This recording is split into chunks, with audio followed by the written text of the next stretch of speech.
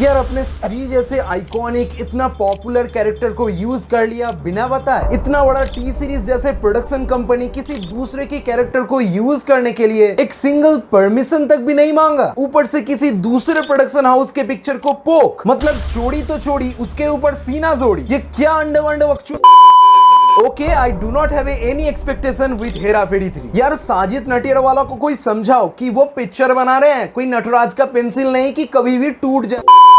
Okay guys, can I ask you, are you angry by any chance? Because मैं देख रहा हूँ कि आज तक आपने वो सब्सक्राइब बटन नहीं दबाया है। भाई साहब क्या कर रहे हो, दबा दो। ओके तो my dear cinema addicted ladies and gentleman, welcome to our weekly news segment खबड़ी universe episode 20। First of all चालू करते हैं आज वीकली शूटिंग शेड्यूल से। Let's talking about SS Rajamouli's big thing SSMB 29 से। आफ्टर RRR मूवी ऑडियंस ने काफी लंबा इंतजार कर लिया है, इसलिए राजामौली सर ने भी अपना बॉडी अब बिस्तर बांध के शूटिंग की तैयारी में लग चुके हैं, क्योंकि अकॉर्डिंग टू रूमर्स मूवी का फिल्मिंग नेक्स्ट ईयर जनवरी से स्टार्ट होने वाला है, जो 2026 के मिड तक कंटिन्यू रहेगा। साथ ही साथ बीच बीच में हमें कास्टिंग रूमर्स तो मिलेगा ही मिलेगा। एनीवेज राजामौली सर के डेडिकेशन से हम सब वाकिफ हैं, इसलिए आंख बंद करके कहा जा सकता है कि SSMB 29 2027 के आगे नहीं आने वाला। बट गुड न्यूज ये है कि प्रशांत नील की next creation NTR 31 which means dragon हम ऑडियंस को 2026 में ही मिल सकता है, क्योंकि जूनियर NTR वॉर 2 को रैप अप करने के बाद वो डायरेक्टली NTR 31 को ज्वाइन करेंगे। देन देवड़ा पार्ट 2 जिसको आने में अभी तो 2 साल बाकी है। ओके तो स्पीकिंग ऑफ इच NTR 31, अगर आपको याद होगा तो इस मूवी को KGF 2 रिलीज होने के बाद ही अनाउंस कर दिया गया था। No sequel without any part 2 references, एक स्टैंड अलोन मूवी होने वाला है NTR 31। इसका मतलब क्लियरली KGF यूनिवर्स को लेकर हमारा सपना फिर एक बार टूटने जा रहा है। ओके नो प्रॉब्लम, हम सिनेमा लवर्स हैं और होपफुल रहना हमारा असली ताकत है। सो विदाउट एनी कंफ्यूजन हम आगे बढ़ते हैं नेक्स्ट न्यूज की तरफ। जो न्यूज निकल कर आ रहा है यंग जनरेशन की फेवरेट म्यूजिक स्टार अनिरुद्ध की तरफ से। रिसेंटली उन्होंने एक गुड न्यूज शेयर किया है कि SRK की किंग मूवी में वो म्यूजिक देने वाले हैं। इवन उन्होंने ये भी वादा किया है कि वो जवान वाला मैजिक फिर से रिक्रिएट करना चाहते हैं। शाहरुख खान से उनका बात हो चुका है और वो तैयारी में लग चुके हैं। लेट्स सी अब आगे आने वाले टाइम में देखते हैं कि इस म्यूजिक इंडस्ट्री में अनिरुद्ध किस लेवल पे डोमिनेट करता है। देन इसके बाद रिसेंटली आपको पता ही है कि दशहरा का फेस्टिवल खत्म हो गया और जो लोग नीतीश तिवारी के रामायण का एक छोटा सा अनाउंसमेंट की इंतजार कर रहे थे वो इंतजार में ही रह गए। पर जरा सा भी कोई हल्का सा हलचल भी रामायण के मेकर्स की तरफ से देखने को नहीं मिला। मे भी हो सकता है कि आज से 2 साल पहले इसी दशहरा के अवसर पर किसी ने किसी मूवी मेकर्स ने समझ रहे हो ना, जहर दे दिया था रामायण के नाम पे, एक बहुत ही खतरनाक जहर। तो मे भी हो सकता है कि रामायण के मेकर्स ने सोचा होगा कि अभी रहने देते हैं, दिवाली पे देख लेंगे। पर क्या ये लोग सच में दिवाली में भी कुछ अनाउंस करेंगे? करना तो चाहिए, क्योंकि 2026 में मूवी आ रहा है और 2024 से ही इसका प्रमोशन चालू हो जाए तो ग्लोबली मूवी का मार्केटिंग काफी सही जगह पे फिट बैठेगा। एनीवेज मेकर्स की मर्जी कि वो कब अनाउंस करेंगे, हम तो सिर्फ छोटे मोटे ऑडियंस है, हम तो सिर्फ इंतजार ही करते रहेंगे। जैसे कि इस टाइम में हम 18 अक्टूबर को Ramayana the legends of prince Rama को थिएटर में एक्सपीरियंस करने के लिए इंतजार कर रहे हैं। जापान और इंडिया के कोलैबोरेशन में बनने वाली इंडिया का ग्रेटेस्ट एनिमेटेड रामायण, जिस मूवी को आज से 30 साल पहले बैन कर दिया गया था, वो मूवी फाइनली इस फ्राइडे को बिग स्क्रीन में री रिलीज होने जा रहा था, मगर अभी के लिए मूवी को पोस्टपोन कर दिया गया है। कोई एग्जैक्ट रीजन तो नहीं बताया गया है, मगर इतना पता चल रहा है कि वो इसे बहुत जल्द ला रहे हैं, वो भी क्वालिटी को इंक्रीज करके। लेट्स सी, हम तो इंतजार करेंगे कि हमारा बचपन का प्यार आदि पुरुष से 1000 गुना बेहतर रामायण हमें कब बिग स्क्रीन में एक्सपीरियंस करने को मिलता है। वैसे आज के डेट पे आपको नहीं लगता है कि सिनेमा इस टाइम में रामायण से काफी इंस्पायर्ड हो रहा है? सिंघम अगेन में रामायण, एनिमेटेड रामायण, नीतीश तिवारी का रामायण, ये सिनेमा अमर रहे।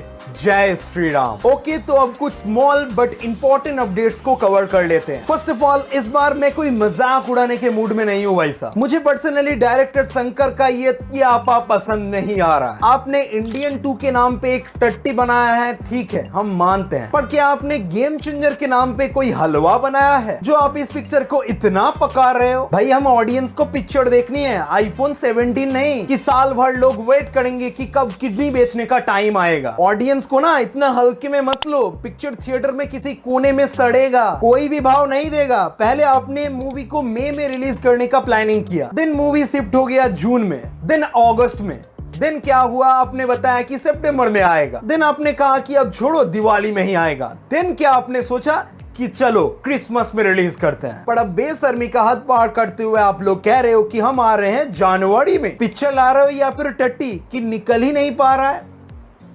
मतलब मैंने सही कहा है। एनीवेज, काफी टाइम से वॉर 2 मूवी की तरफ से कोई इंटरेस्टिंग न्यूज नहीं आ रहा था, पर अब पता चल रहा है कि बहुत जल्द मूवी का क्लाइमैक्स शूट होने वाला है, जो कंटिन्यू नवंबर से 20-25 दिनों तक कंटिन्यू रहेगा। अकॉर्डिंग टू रूमर्स, ये YRF स्पाई यूनिवर्स की सबसे कॉस्टली क्लाइमैक्स होने वाला है। मतलब पठान और टाइगर 3 के क्लाइमैक्स से भी यहाँ पर ज्यादा पैसा खर्च किया जाएगा। इवन इसका स्केल इंडिया के बिग एक्शन मूवीज के क्लाइमैक्स को भी पीछे छोड़ देगा। मोस्ट प्रोबेबली ये विदेशों में ही शूट किया जाएगा इस नवंबर के अंदर में ही। और सुनने में ये भी आ रहा है कि NTR और ऋतिक दोनों ही इस टाइम में काफी हार्डकोर ट्रेनिंग पीरियड में है। लेट्स सी, अब तो लगता है वॉर 2 नेक्स्ट ईयर दिवाली में ही आएगा। बहुत इंतजार करना पड़ेगा भाई। पर गुड न्यूज ये है कि इस साल December 6 को पुष्पा 2 को आने में कोई नहीं रोक सकता। मूवी का शूटिंग तो रैप अप हो ही चुका है, ऊपर से धमाकेदार न्यूज निकल कर आ रहा है कि पुष्पा 2 के फर्स्ट हाफ का total post production wrap up हो चुका है, विच मींस पुष्पा 2 इंटरवल तक हाफ रेडी हो चुका है। और डेफिनेटली कुछ ही दिनों के अंदर बाकी आधा काम भी कंप्लीट हो जाएगा। देन दिवाली में टीजर, नवंबर के एंड में ट्रेलर और एक हफ्ते बाद ही 6 दिसंबर को पिक्चर। ओ माय गॉड, ज्यादा दिन बाकी नहीं है। इधर उधर करके 1.5 महीना, बस खत्म, टाटा बाय बाय। पुष्पा 2 हमारे घर में आ जाए। घर मतलब डाउनलोड की बात नहीं कर रहा है, मैं थिएटर की बात कर रहा हूँ। थिएटर घर, समझ रहे हो ना? समझो हमारी बात को, कुछ अलग मत समझना। पुष्पा 2021 में भी नहीं झुका और आज भी नहीं झुकने वाला। 1000 करोड़ बंदा करके ही रहेगा। देख लेना आप, पुष्पा 2 जब रिलीज होगा ऑडियंस लिटरली पागल हो जाएंगे। वैसे मैं भी बेवकूफ इंसान क्या कह रहा हूँ, पागल तो इस टाइम में फिल्म इंडस्ट्री के कुछ बड़े महारथी ही हो चुके हैं। एक तरफ विकी विद्या का वो वाला वीडियो वर्सेस 3, तो दूसरी तरफ Jigra versus Karan Johar versus T series. Okay guys, love triangle सुना है, बट कंट्रोवर्शियल ट्रायंगल पहली बार देख रहा हूँ। अगर आप पत्थर के नीचे रहने वाले इंसान नहीं है तो आपको जरूर पता होगा इसके बारे में। बेसिकली हुआ ये कि विकी विद्या का वो वाला वीडियो में स्त्री जैसा एक भूतनी दिखाया गया था। वो भी कोई छोटा मोटा झलक नहीं, बल्कि 10-15 मिनट तक कंटिन्यू उस कैरेक्टर को दिखाया गया है। इवन दिखाया तो सही, ऊपर से इस पिक्चर में राजकुमार राव के कैरेक्टर का नाम विकी है। और पिक्चर के अंदर लिटरली विकी ने कहा है कि वो स्त्री परसों आना, तृप्ति ने कहा कि कल क्यों नहीं। पर प्रॉब्लम ये हो गया है कि ये सब करने से पहले इस मूवी के डायरेक्टर या मेकर्स ने स्त्री के मेकर्स से कोई परमिशन नहीं मांगा कि हम आपके स्त्री के कैरेक्टर या फिर स्त्री मूवी से कोई डायलॉग उठा रहे हैं। मतलब स्त्री उनका, मूवी से कनेक्टेड, स्त्री से रिलेटेड विकी का कैरेक्टर भी उनका और डायलॉग भी उनका, पर उन चीजों को बिना बताए यूज कर रहे हैं ये लोग, वो भी मूवी के अंदर 10-15 मिनट तक। और ये सब कांड करने से पहले एक सिंगल परमिशन भी इन्होंने नहीं मांगा। भाई यार, टी सीरीज जैसे इतने बड़े प्रोडक्शन कंपनी से हम ये चीज एक्सपेक्ट करते हैं। एक पिक्चर को बनाने के लिए 100 से ज्यादा लोगों को इन्वॉल्व किया जाता है, करोड़ों रुपए स्पेंड किया जाता है, और इतनी बड़ी चीज के ऊपर किसी ने ध्यान नहीं दिया। भाई ये क्या हो रहा है हमारे इंडस्ट्री में? लोग तो अब ये कहेंगे ही ना कि स्त्री के पॉपुलैरिटी से अब पैसा छापा जा रहा है। भाई आजकल तो यूट्यूब के अंदर दूसरे की किसी क्लिप को यूज करने से ही रीयूज कंटेंट आ जाता है। तो ये कैसे इतना बड़ा कांड करने से पहले एक बार सिंगल चेक तक भी नहीं किया? बस फोन करके ये बताना था कि हेलो मैडॉक वालों, हम ये कर रहे हैं, प्लीज हमें परमिशन दो। ये तक नहीं हुआ आप लोगों से। ऊपर से आप मूवी के डायरेक्टर माफी मांग रहे हैं कि हम उस चीज को काट के मूवी से हटा देंगे।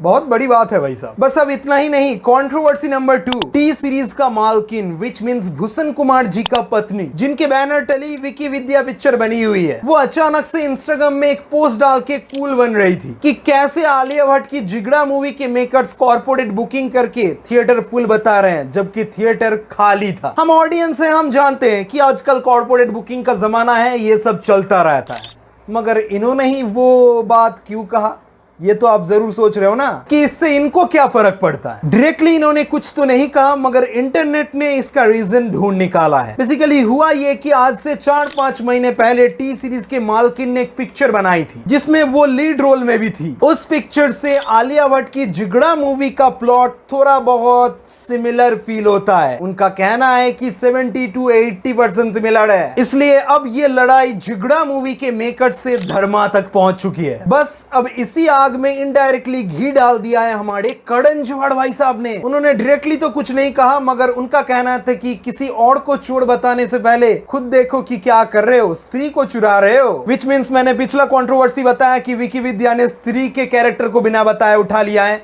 और वही पिक्चर टी सीरीज के बैनर तले बनी हुई है। करण जौहर भाई साहब तुसी बड़ा ही स्मार्ट हो। बस अब यही कहना बाकी रह गया था कि ये सोशल मीडिया का एक सॉफ्ट लड़ाई टी सीरीज वर्सेस धर्मा प्रोडक्शन तक पहुंच चुका है। इंटरेस्टिंगली इस कंट्रोवर्सी में आलिया भट्ट या राजकुमार राव की तरफ से कोई भी स्टेटमेंट नहीं आया है। आपको क्या लगता है कि यहाँ कौन सही है कौन गलत है? आप बता दो कमेंट पे। मैं मिलता हूं नेक्स्ट वीडियो में, लाइक कर देना। बाय। खत्म।